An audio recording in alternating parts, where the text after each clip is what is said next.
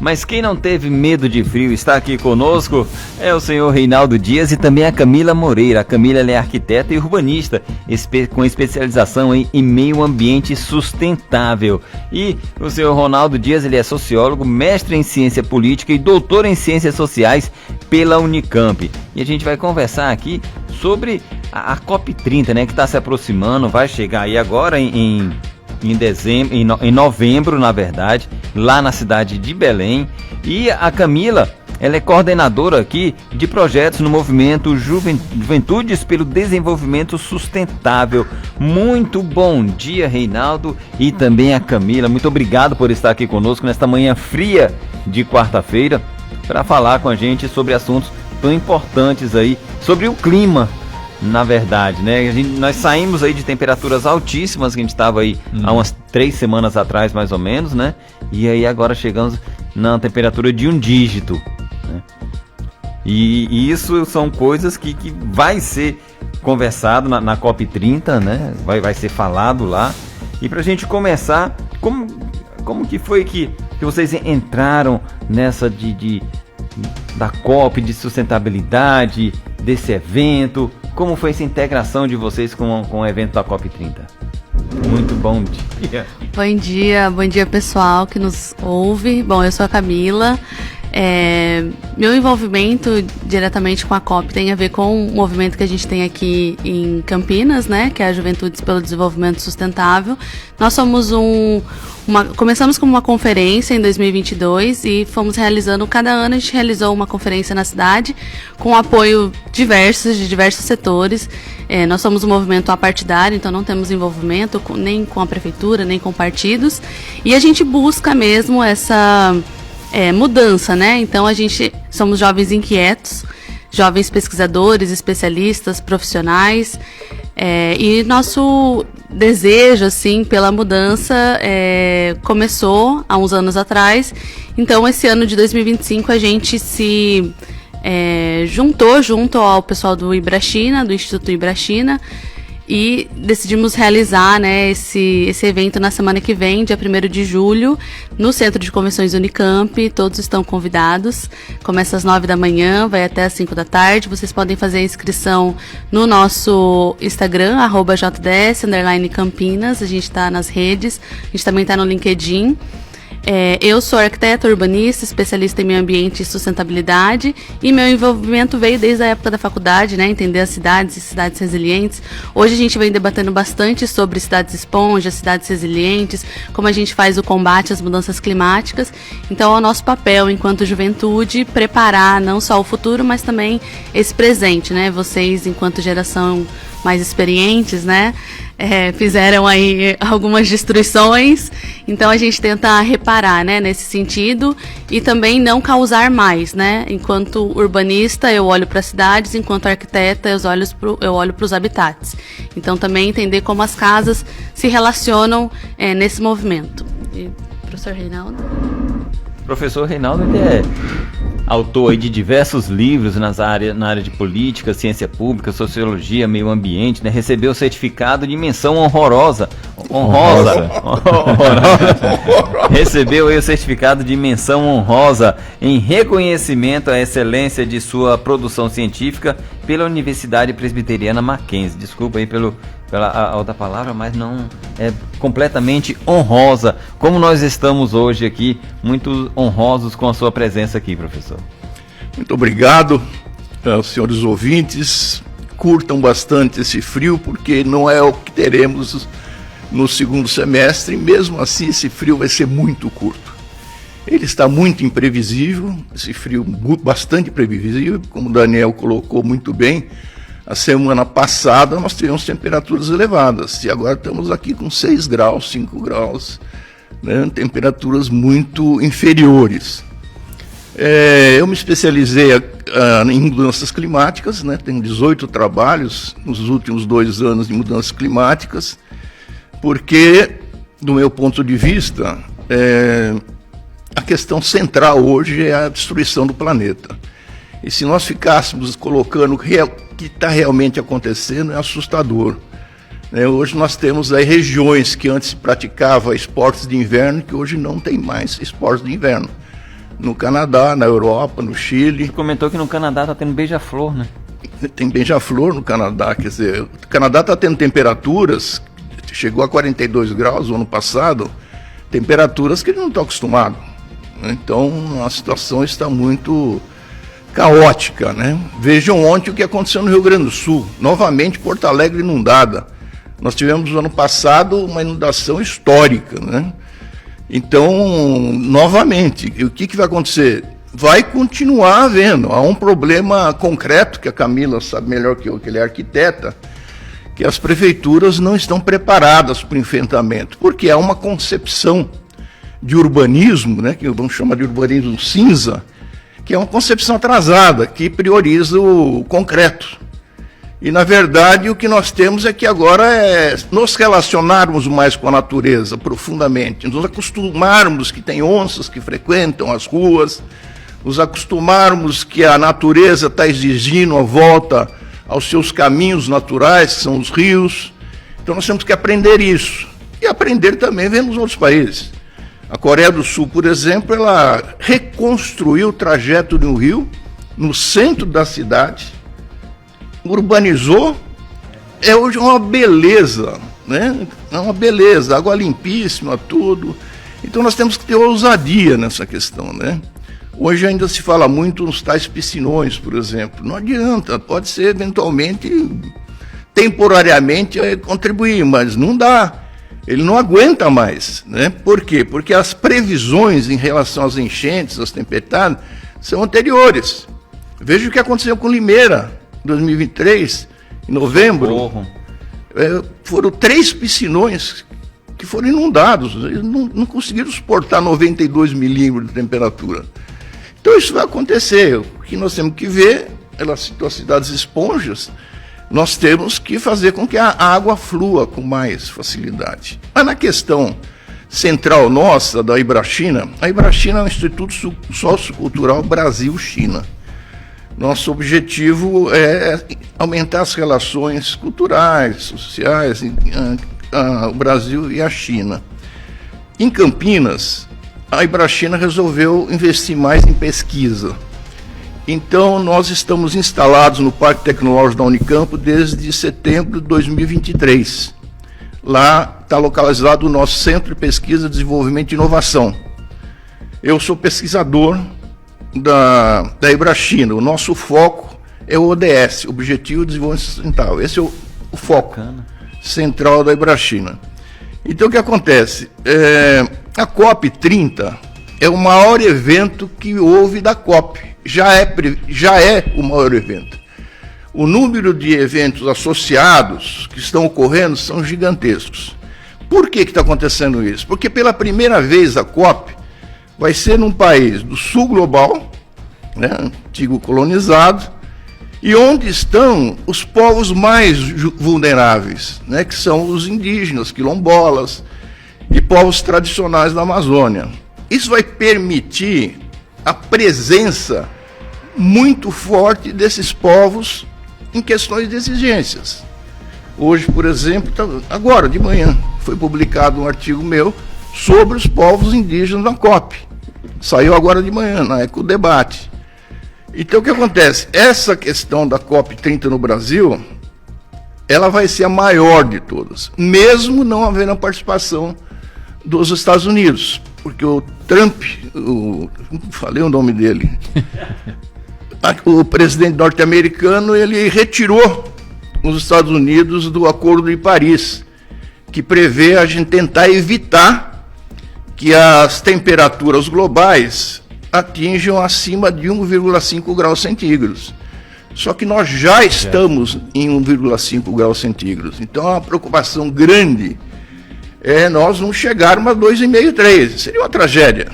Só para vocês verem, a Praia Grande, Santos, deixa de existir nessa temperatura. Então, a temperatura é gigantesca. As geleiras, por exemplo, a Venezuela tinha geleira até o ano passado, que é dos Andes, entendeu? Uhum. Ela não tem mais geleira, nenhuma geleira. Secou tudo lá. Secou tudo, não tem geleiras. Então a situação ela é bem complexa. Como ela tem um viés científico, técnico, como diriam, né? Às vezes a população não compreende. Daí a importância dos intelectuais, vocês jornalistas, explicarem cada vez mais para a população a responsabilidade. Porque, na verdade, tem um embate acontecendo. Embate muito importante. Que embate? Ora, a nossa civilização foi construída em cima de combustíveis fósseis. Os empresários, os grandes empresários, estão ganhando rios de dinheiro com isso. Eles não vão de uma hora para outra virar. E é uma economia injusta, né? Os mais vulneráveis é que estão se submetendo a essas mudanças climáticas. Então, o embate que está acontecendo agora é como é que vai ser essa transição, porque nós temos que eliminar essa dependência dos combustíveis fósseis. Como é que vai ser essa transição? Ela vai ser longa? Ela vai ser rápida? Ela vai ser justa? Então, esse é o grande embate que vai ter na COP30. Nós já perdemos a COP29, perdemos para quem? Para os combustíveis fósseis. Eles conseguiram colocar na COP28 e 29 mais representantes deles, das empresas de combustíveis fósseis, do que representantes da sociedade civil e governos que defendem uma transição verde. Então esse é o grande embate, a grande responsabilidade do Brasil. Daí a importância da participação daqueles que mais vão sofrer esse problema, que são os grupos vulneráveis, os jovens, que vão herdar isso que a Camila colocou muito bem. Foi uma falha da nossa geração, uma falha gigantesca, mas é deixar bem claro, é um grande embate que vai acontecer. Felizmente, o tal do Sul Global, que são os antigos países colonizados, estão se organizando de uma forma brilhante, junto com os europeus, fazendo frente a essa ausência dos Estados Unidos, que é uma ausência grave. Felizmente, a sociedade civil norte-americana, principalmente os estados de um dos partidos e as prefeituras, principalmente, com destaque para a Califórnia e Los Angeles, estão se organizando independentemente do governo federal norte-americano. Então isso é importante. A Argentina, infelizmente, também está nesse processo de imitação, né, para sair do Acordo de Paris. Então nós teremos alguns problemas na COP, mas é quase impossível ela não ter um sucesso estrondoso, porque a previsão nossa, da China, é a questão dos povos originários, os povos tradicionais, quilombolas, indígenas, têm uma presença muito efetiva. A juventude global, né, vocês ouviram falar na Greta Thunberg, tem grupos jovens muito ousados, de vários matizes, são aqueles mais combativos, aqueles que tentam viabilizar as coisas do ponto de vista do direito, tal, e assim por diante. Então, nós estamos numa expectativa muito positiva, embora o discurso seja de dificuldade. Hoje nós temos em Belém, infelizmente, Belém não está preparada para receber o volume. Você deve ter visto nos jornais esses dias, tinha kitnet sendo vendida, alugado por R$25 mil. A diária, né? A diária, um preço irreal, né? Mas não tem jeito, o governo tentou intervir, houve o discurso da livre concorrência e tal, e vai permanecer. Agora, o que se prevê são muitos acampamentos de jovens, né? Os indígenas já estão se organizando, construindo ocas, né, moradias, os quilombolas também. Então, de um jeito ou de outro, a COP vai acontecer. E a expectativa, pelo menos daqueles que sabem que a gente consegue avançar em termos civilizacionais, é que ela vai ser uma COP e nós vamos atingir a expectativa. Não ser 100%, mas que seja 80%, 90% do que expectativa que nós temos. É o esperado, né? Achei magnífico, né, a fala do professor Reinaldo, e queria fazer um gancho, inclusive, sobre quem está no poder, né? A gente está vindo, enquanto nova geração, com muita vontade, e não só vontade, mas também conhecimento. A gente está nas universidades, a gente está no mestrado, a gente está caminhando para os doutorados. Então também fazer um apelo, né, a quem toma essas decisões, de ter uma abertura. Eu, enquanto profissional, tenho uma empresa que preza pela arquitetura sustentável, que preza pelas soluções naturais. Então a gente precisa dessas aberturas também para, de fato, botar esse plano todo em ação, né? Enquanto juventudes, né, pelo desenvolvimento sustentável, enquanto movimento, a gente gera economia. A gente tem provado isso. A gente tem economistas no nosso na nossa equipe, né? Então a gente também vem provando o quanto esse novo modelo de mundo, né? Esse novo modelo capitalista, talvez, também gera economia, né? Não é para afundar a economia, é para também gerar economia. Então só queria trazer essa fala também, essa menção, porque às vezes fica muito num campo de que vai ser de menor qualidade, a gente vai descer algum nível, mas na verdade não. A inovação também vem da sustentabilidade, também vem das juventudes.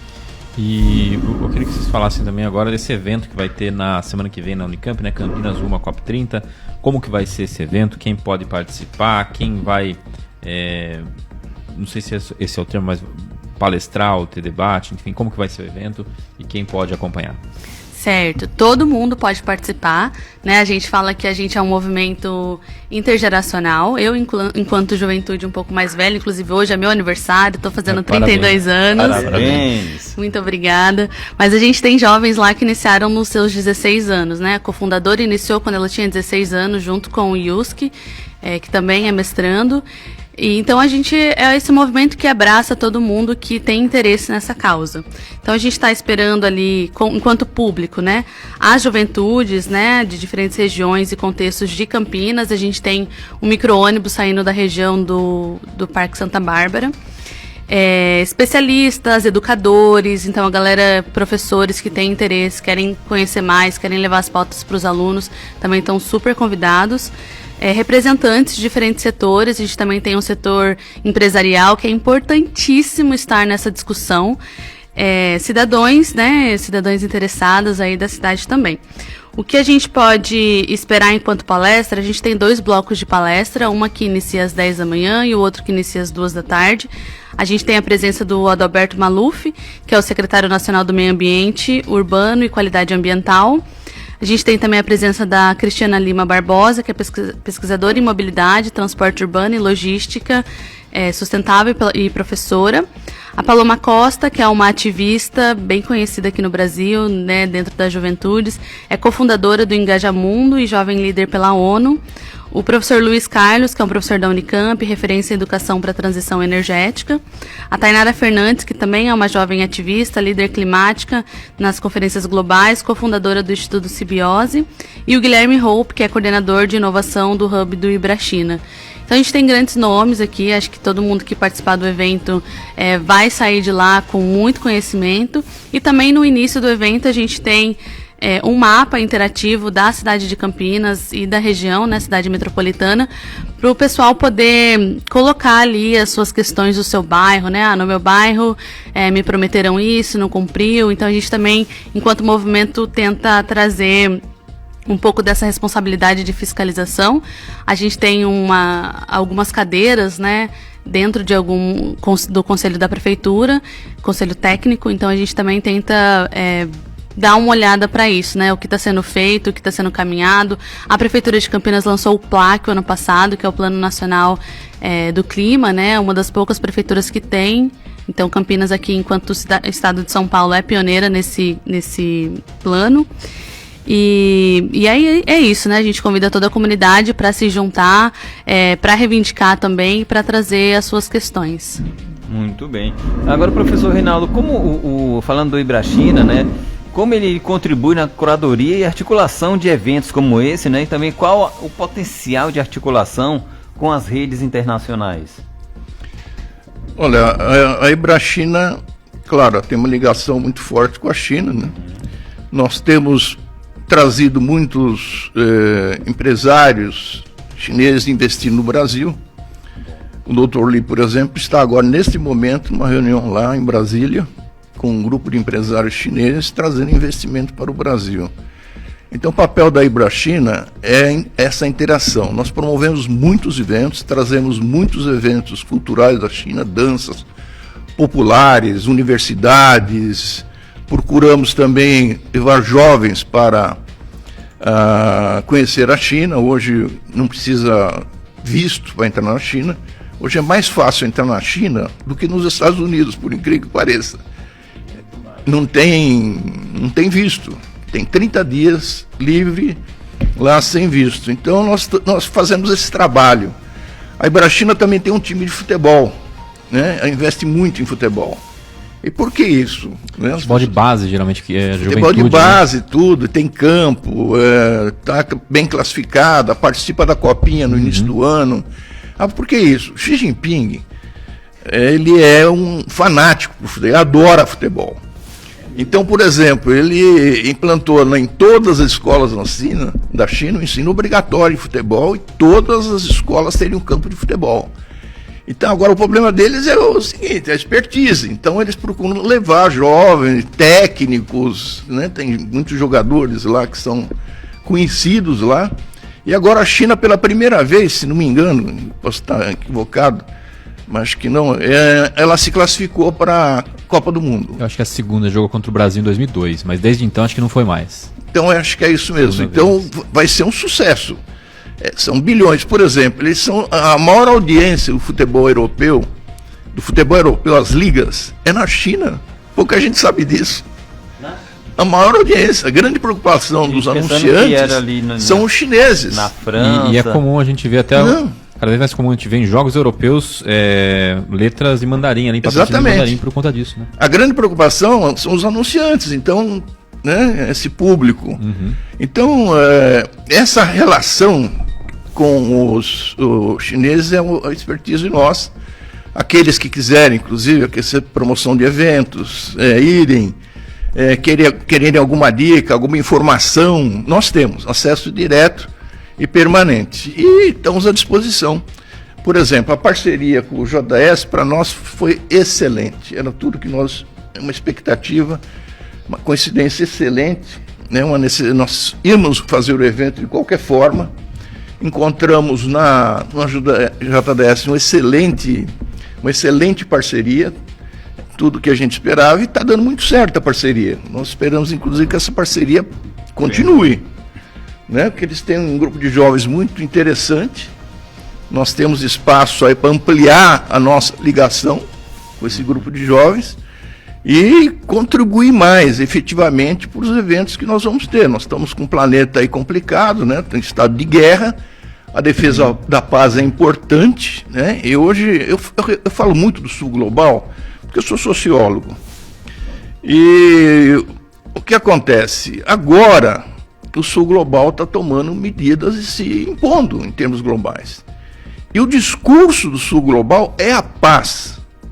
Ontem os BRICS soltaram um documento maravilhoso, fortalecendo o papel da ONU, que muita gente critica, não faz nada, não, fortalecendo o papel da ONU, o papel dos organismos da ONU, né? Por exemplo, o cidadão ali que tomou o poder ali naquele país do norte, ele está acabando até que a OMS, a Organização Mundial de Saúde, que foi responsável para conter a pandemia.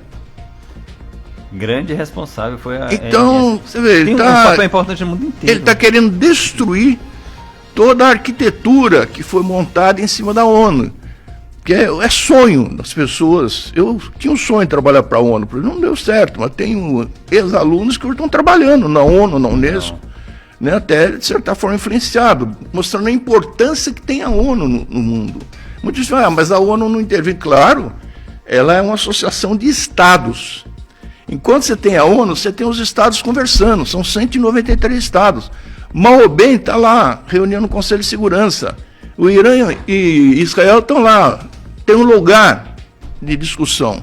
Então nós temos que fortalecer essa arquitetura global, manter essa ligação entre os diferentes povos, mas temos que respeitar os povos.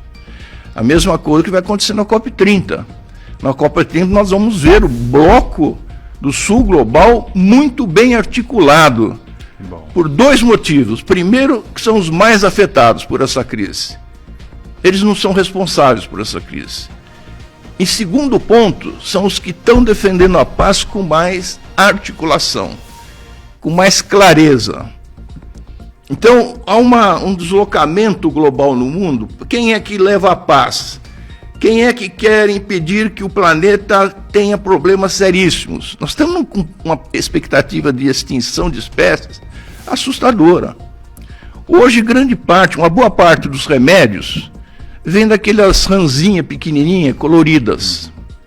Então, cada cor, cada ranzinha tem uma especialidade. Tem um remédio ali. Né? Inclusive, o Brasil sofre muito biopirataria, que são levados a um grande laboratório em Atlanta que vão tirando e patenteiam.